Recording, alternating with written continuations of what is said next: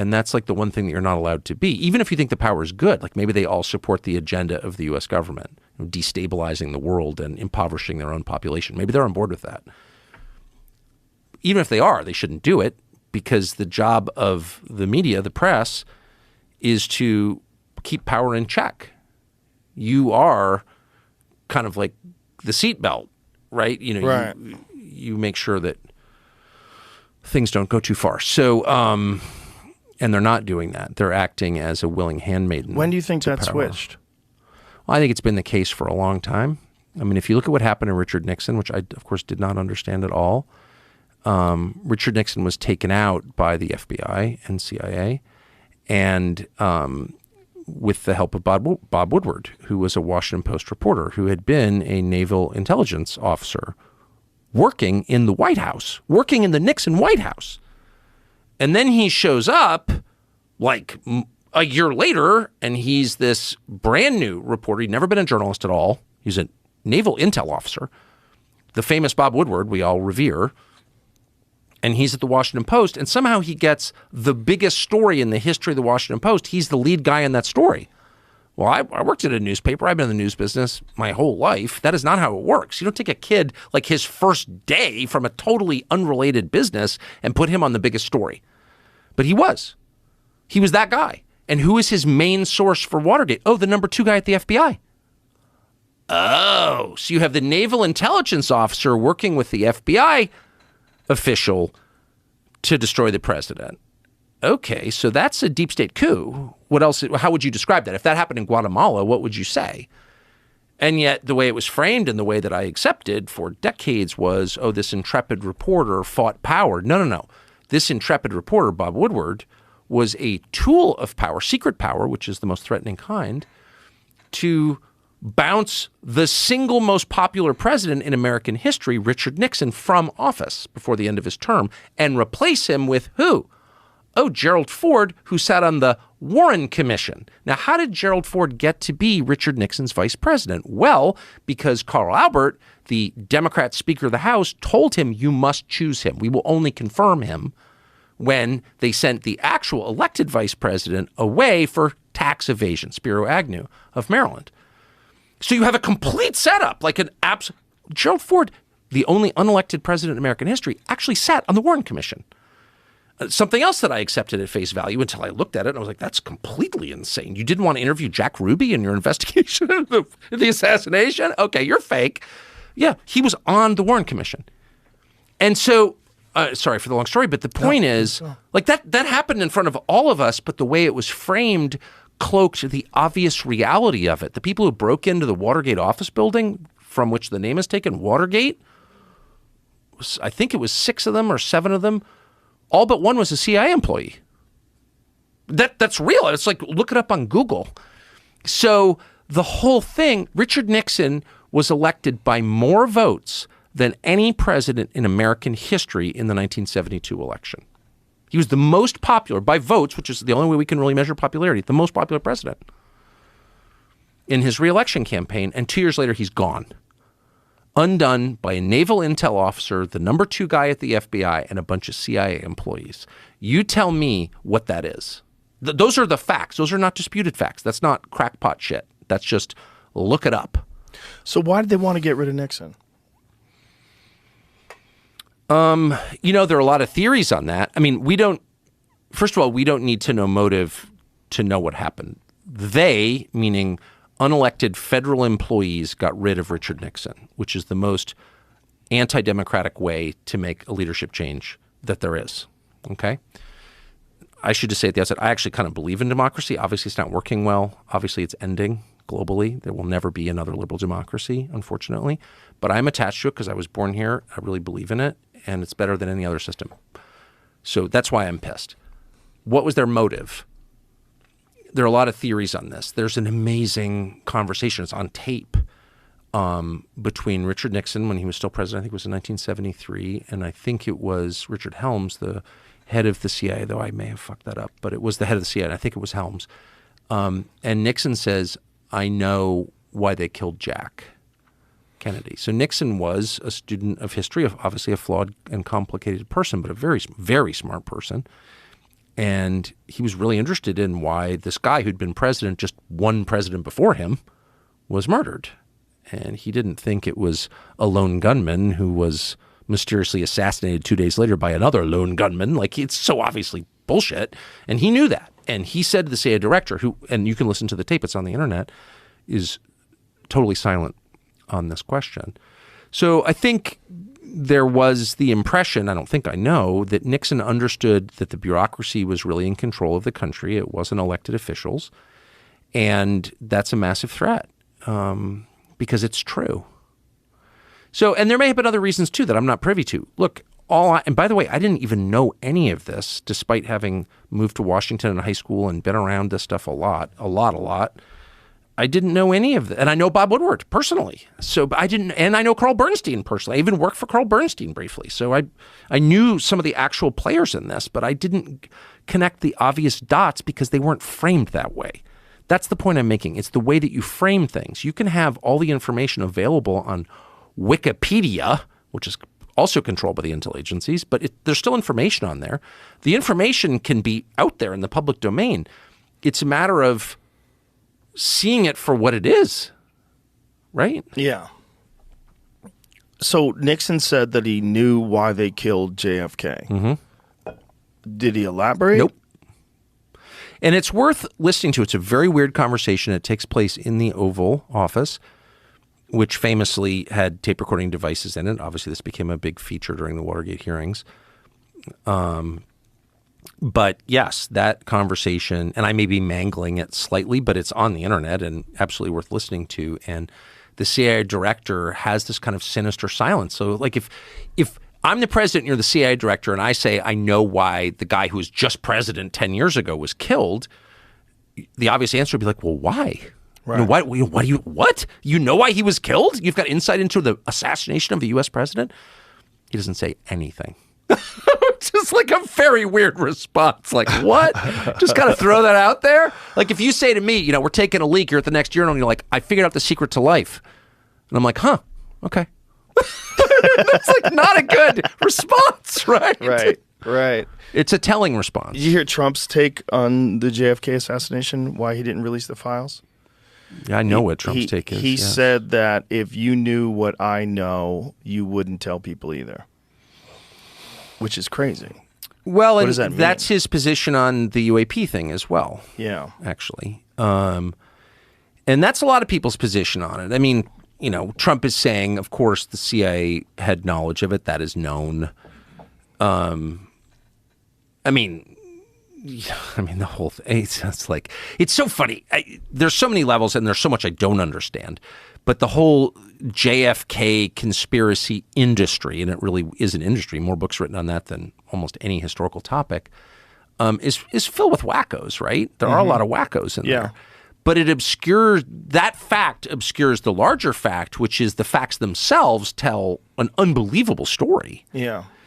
And so, whatever, I could get into it at great length. But they're still classifying documents 61 years later. Both Trump and Joe Biden have, in violation of my read of federal law, kept those documents secret. There's no living person connected to the Kennedy assassination. It was a couple generations ago. There's no one person whose secrets are being protected. It's an institution, or maybe countries. There may have been countries involved too. I mean, I don't know the answer, but there's clearly something worth protecting. And I know that when I spoke to someone who'd seen the documents, 2 years ago, and I got one fact out of him, which is, yes, the CIA was involved. And by CIA is a huge organization, but James Jesus Angleton, the head of the operations directorate, had knowledge of this, which I think is well known. But that's the view of someone who saw the documents. So I thought that was news. So I went on TV and said that. The next day, I'll never forget it, I went quail hunting. And I was driving back, and I got a phone call from Mike Pompeo's lawyer. Mike Pompeo was the Secretary of State, but before then, he was the director of the CIA. And in that position, he plotted the murder of Julian Assange. So he is a criminal as far as I'm concerned. But his lawyer called me and said, you should know that anyone who tells you the contents of classified documents has committed a crime. threatening me. It was in my car. With my dog sitting next to me, I'll never forget this. And I said, are you really saying that to reveal that the U.S. government had a role in the murder of a democratically elected president, to say that out loud, that's the crime? What about the actual crime, which is murdering a president? Like, you're covering up for that, Mike Pompeo. What did he say to that? He had no response at all. And so Mike Pompeo is the one who pressed Trump to keep those documents secret. And so it's like, what's crazy to me is not just that Pompeo did that. I think Pompeo is a really sinister person and a criminal. I think that because the facts suggest that. He was caught. Yahoo News, Mike Isikoff wrote a long piece on this several years ago. His employees went to Mike Isikoff and said, hey, Mike Pompeo is plotting to murder Julian Assange, who's never even been charged with a crime in the United States, as CIA director. That's illegal. You're not allowed. Federal employees are not allowed to just kill people they don't like. Okay, just to set the baseline here. So that's who Mike Pompeo is. But he somehow intimidated Trump into not releasing this. Well, okay, that's all bad, right? I think it's criminal behavior. What's crazy is how Mike Pompeo is treated. He's treated as like a Republican poobah in good standing. He fully expects to become the Secretary of Defense in a Trump administration, which is like completely insane. Why would you take a criminal and give him nuclear weapons? Okay, that's my view. I think it's a common sense view. And like, he goes to fundraisers and dinners and everyone's like, hey, Mike Pompeo. It's like, no, you're the guy who kept information the public has a right to know secret. You're the guy who plotted the murder of someone who committed no crime. You are the outlaw. You are the bad guy. But no, he's treated as like, you know, like a pillar of Republican Washington. I think it's mind-bending to watch that. And by the way, you know, whatever. That's all I'll say. By the way. No, I mean, people don't say that because they're worried about getting punished. They're worried about Right. someone putting kiddie porn on their computer. Right. Members of Congress are terrified of the intel agencies. I'm not guessing at that. They've told me that, including people on the Intel Committee, including people who run the Intel Committee, the people whose job it is to oversee and keep in line these enormous secretive agencies whose budgets we can't even know. They're black budgets. They're the parents. The agencies are the children. They're afraid of the agencies. That's not compatible with democracy. Democracy is a really simple system, even representative democracy like ours. The people rule. They do so through elections. They express their preference through voting. They send their people to the capital city to run the government on their behalf. Whenever you have unelected people who are not accountable to anyone making the biggest decisions, you don't have a democracy. You have something else, another system. I would call it a tyranny or whatever you want to call it. It's not a democracy. So that's like super obvious. It's playing out in front of everyone and no one cares and no one does anything about it. And I think the reason is because they're threatened. And if you look at the committee chairmen who allow this shit to happen year after year, they're all, and I don't know, people say, oh, they're compromised or being blackmailed or whatever. I don't have evidence of that, but I know them and they all have things to hide. I know that for a fact. And so it's not a stretch of imagination to imagine that, you know, some committee chairman who's allowing warrantless spying on Americans to continue or whatever abuse they're allowing, knowing fully or hiding the truth about UAPs, ignoring the UAP Disclosure Act of 2023.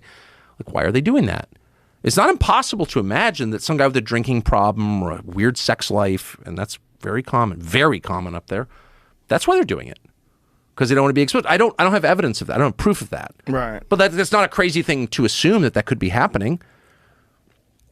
And I said to somebody, a very powerful person, the other day in a conversation in my kitchen, an elected official, holds a really senior position, a very famous person. I was going crazy. I was so mad about all this stuff and about the warrantless spying and about the funding for these insane wars. And I said to the guy who serves in one of the legislative bodies, I got so mad my dogs were afraid. They're like, well, why are you yelling? Because I don't yell at home. But I was like, all these people are controlled. They're all, you know, got weird sex lives and all these things are hiding and they're being blackmailed by the intel agencies. And he said, and I'm quoting, I know.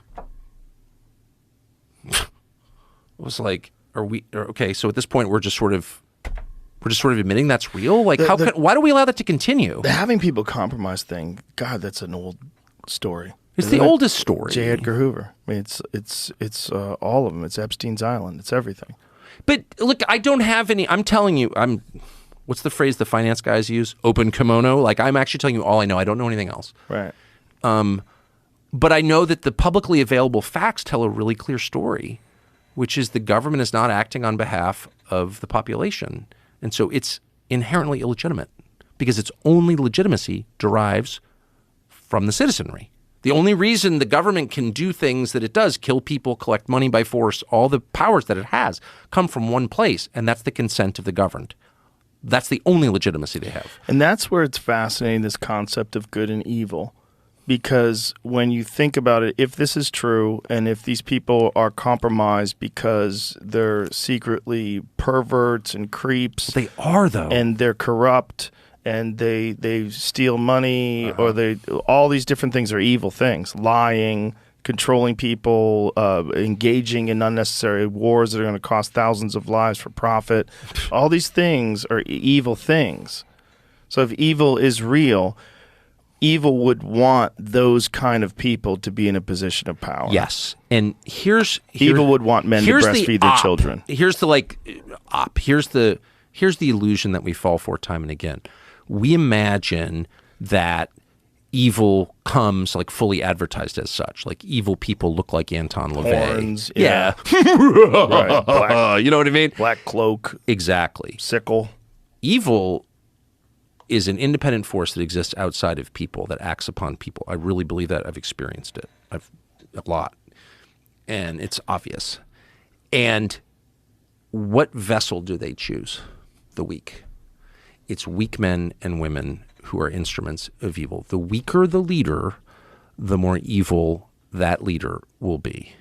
So and unfortunately, we've reached a time in American history where every leader is either a woman or a weak man, pretty much. And so I'm sorry to say it, that's just true. And the weaker the leader, that's why Mike Johnson, everyone's like, oh, Mike Johnson's such a nice guy. Well, I know Mike Johnson, and he's a perfectly nice guy to the extent that he's like polite and seems kind of meek and restrained, and he's not saying motherfucker ever, mm-hmm. You know what I mean? He's got like very sort of buttoned down affect, but he's a weak man. And that's the man you should be afraid of. The people who you shouldn't be less afraid of are the, headstrong, loud, don't care what anybody thinks. Yeah, those guys will go off track, but they're probably not going to abet, genocide or blow up the world in a nuclear exchange because they may be obnoxious, but they know who they are. Weak people just become a host for evil, an open, empty building that evil occupies, possesses even. And that's exactly what's happening to Mike Johnson. It's like absolutely crazy what Mike Johnson is doing. But it's not because he's evil. It's because he's weak and therefore susceptible to evil. It's a meaningful distinction that I have noticed. It is a very strange thing how many weak people wind up being leaders in this society, and particularly because so many people don't want their life exposed. They don't want that eye of Sauron gazing down upon them if they try to run for president. I get it. Yeah. Or the physical threat. Yeah, the physical. I mean, look at what's happening to RFK, where the Biden administration, for the first time ever, denied him Secret Service protection. It's absolutely as a legitimate presidential candidate. Well, it's absolutely nuts. Yeah. I mean, how is that? I mean, it's hard. You realize that a lot of the things that we took for granted were actually voluntary. Like, people just didn't do things because, like, that's just wrong. That's not fair. You know what I mean? That's bad sportsmanship. Like, there was a lot of, like, self-restraint involved in running a functional society. You can't you can't just make an infinite number of laws and enforce them. That's impossible. You rely on people to just not do bad shit because, like, I'm not the kind of person who does bad shit. Mm-hmm. And once the people in charge decide, well, I'm just going to do whatever I want, not a lot you can do about it. So the Biden administration denies him Secret Service protection, and you're like, how can you do that? Like, well, we're doing it. What are you going to do about it, right. bitch? And like the answer is nothing, actually.